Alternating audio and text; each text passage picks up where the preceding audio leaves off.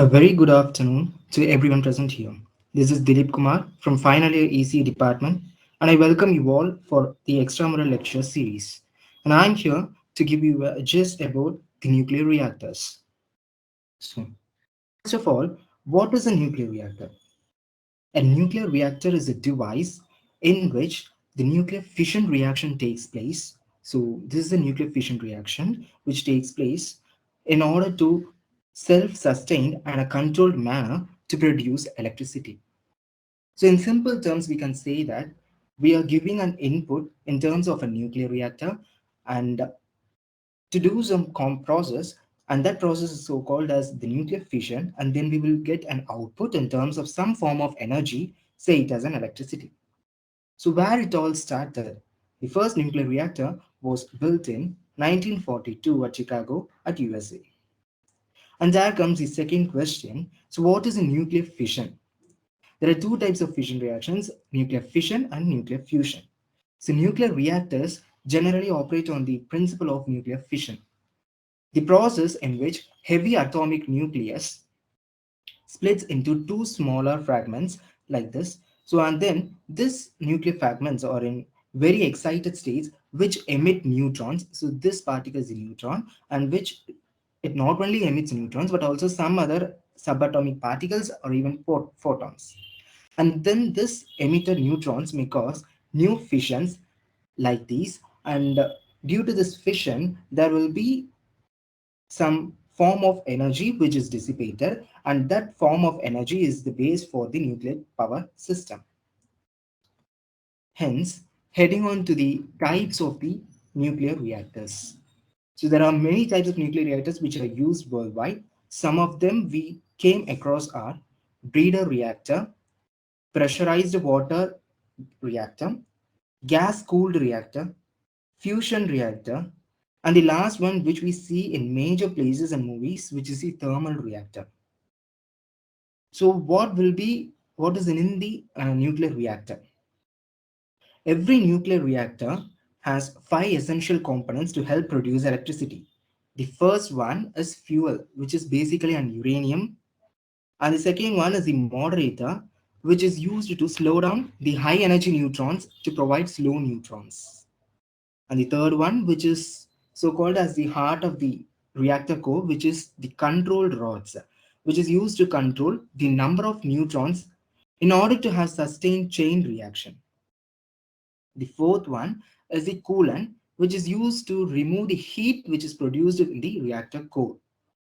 And the final one is the protection wall, so which is basically a thick concrete lead wall which is built around the nuclear reactor in order to prevent from harmful radiations from escaping into the environment. So these are the components. Moving on to the nuclear reactor schematic diagram. So we can see that this is the fuel rod, which is made up of uranium, which is a fissile material as well. And this is a moderator rod, which is used to slow down the high energy neutrons to provide the slow neutrons. So it is obviously made up of graphite or even a heavy water. So these are used as moderators. And the third one is the control rod, so which is used to control the number of neutrons in order to have a sustained reaction, chain reaction. So mostly boron and cadmium rods are used in the control rod. So why we should use boron and cadmium?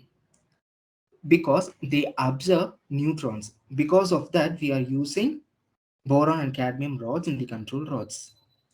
The fourth one, we will heading on to the, this is a reactor core, and it is having a concrete chamber, which is a protection wall in order to prevent the harmful radiations. And due to this reaction, there will be fissile reaction takes place, and due to this, there will be a heat exchange, or a heat, enormous heat will be produced. So we have to cool down this enormous heat, else the fuel rod will get melted. So in order to reduce that heat, we will give some water as a cooling agent or a coolant. We can give air or helium as also as a coolant.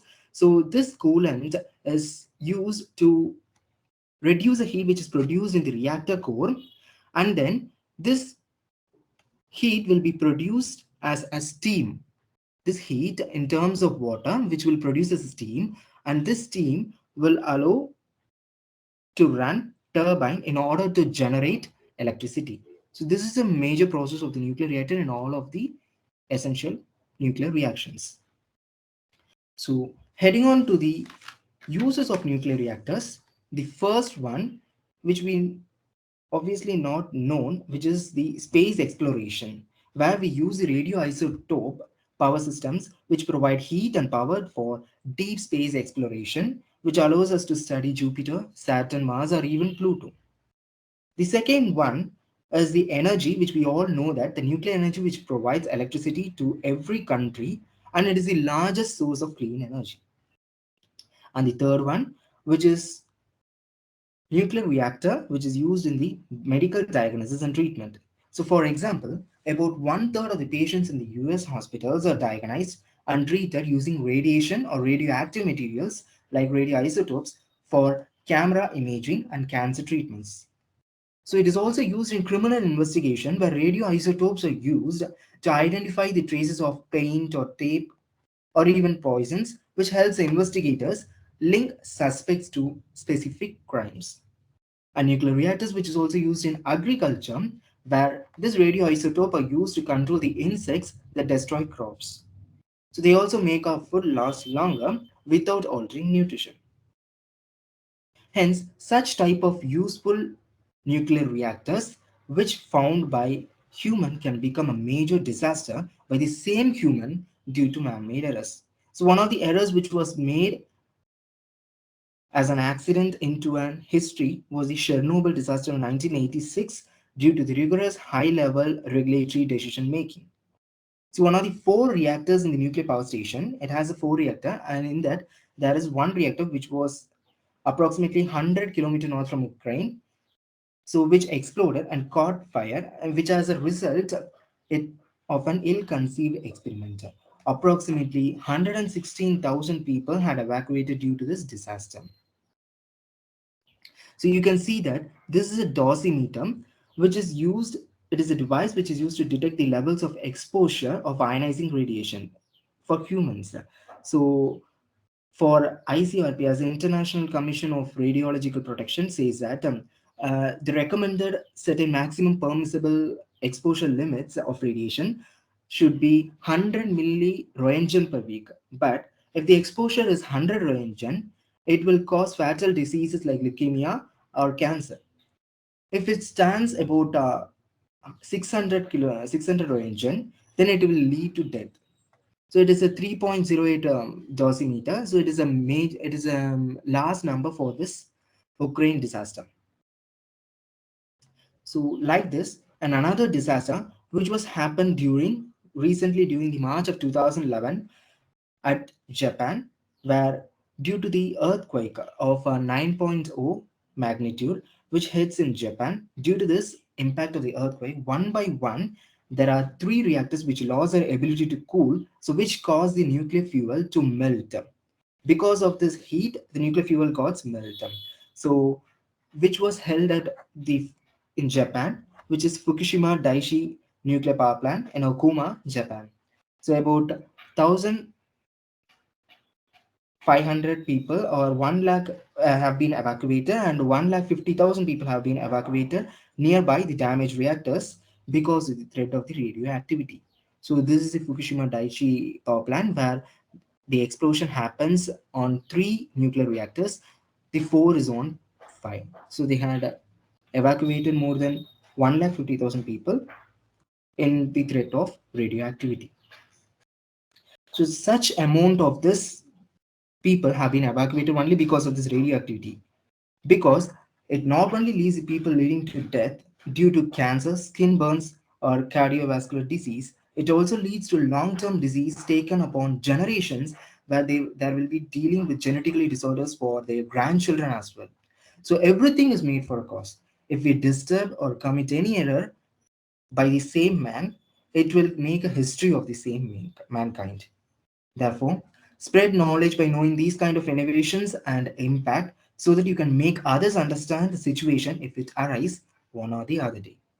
Hence, I want to thank the faculty members and KJSL Institute of Technology for giving me this opportunity to explore my thoughts towards students and people in extramural lecture series.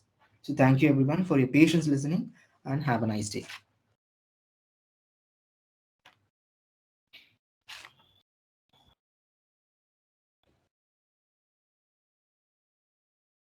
Yes, ma'am. Thank you. Thank you, Dilip, for the session. It was really interesting session, Dilip. Yes, ma'am. Thank Thank you, ma'am. you for joining.